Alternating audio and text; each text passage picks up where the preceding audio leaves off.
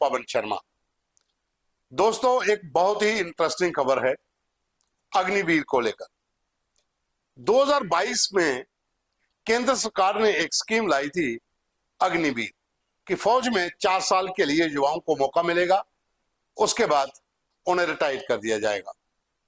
उस समय काफी विवाद हुआ था, विपक्ष ने सरकार के ऊपर तरह तरह के सवाल उठाए थे।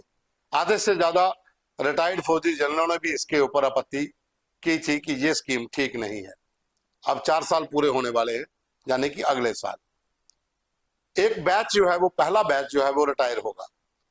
75% जो अग्निवीर हैं वो वापस आएंगे, 25% अग्निवीर फौज में ही रहेंगे। क्योंकि जब ये स्कीम लॉन्च हुई थी तो उस समय एक क्राइटेरिया रखा गया था कि जो भी अग्निवीर के लिए भर्ती होगा उसमें जितने भी युवाओं को मौका मिलेगा उस बैच में 75% जो है वो वापस आएंगे, 25% जो हैं वो फौज में परमानेंट हो जाएंगे एज ए सोल्जर, उनके आगे से अग्निवीर हट जाएगा।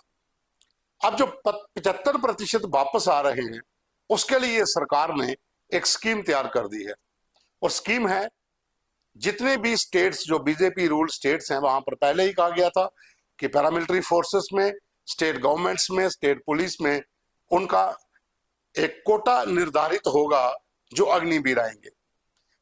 अब इसकी पूरी जो कमान है वो खुद गृह मंत्री अमित शाह ने संभाल ली है, क्योंकि जाहिर सी बात है कि अगले साल जब पहला बैच रिटायर होगा, 75% जब वापस आएंगे तो विपक्ष भी सवाल करेगा कि इनको कहां एडजस्ट करना है।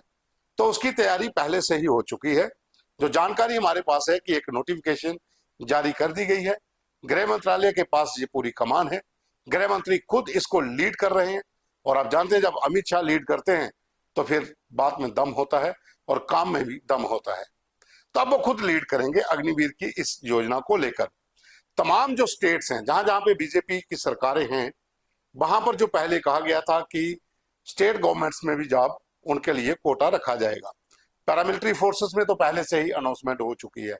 CRPF, BSF, ITBP, SSB, Assam rifle, इन तमाम जो पैरामिलिट्री फोर्सेस के विंग हैं वहां पर इनके लिए ऑलरेडी कोटा रखा गया है।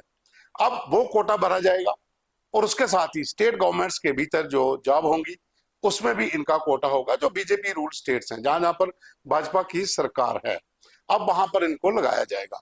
और इसकी पूरी तैयारी भी कर ली गई है और एक पोर्टल तैयार हो रहा है। उस पोर्टल में तमाम जो अग्निवीर हैं वो उसमें रजिस्टर्ड होंगे, सबकी डिटेल उसके पास होगी पोर्टल के भीतर, और उसी के आधार पर जो अग्निवीर हैं उनको डिवाइड किया जाएगा। पैरामिलिट्री फोर्सेस में जाना है या फिर स्टेट गवर्नमेंट्स के सिविल जॉब में जाना है।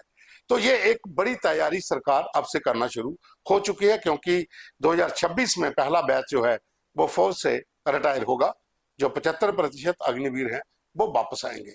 आप जानते हैं कि जब ये स्कीम 2022 में लागू हुई थी तो उस समय विपक्ष ने सरकार को घेरा था। तमाम इसके ऊपर सवाल उठना शुरू हो गए थे कि ये डेली वेजर फौज है, ये क्या लड़ेगी। क्योंकि जो भी जाएगा 4 साल के लिए वो ये सोचेगा कि मुझे सिर्फ 4 साल निकालने हैं, उसके बाद वापस आ जाना है। उसके बाद जो कोटा मिलेगा उसके आधार पर दूसरी नौकरी करेंगे। लेकिन ऑपरेशन सिंदूर के टाइम पे अग्निवीर जहां जहां पर तैनात थे उन्होंने बढ़िया काम किया। शहादतें भी हुई, कुछ एक्सीडेंटल शहादतें हुई, कुछ लोगों ने लड़कर शहादत पाई। तो अग्निवीरों की श्रेणी जो है वो पहले से जो एक सवाल उठ रहे थे अब उससे ऊपर उठ चुकी है।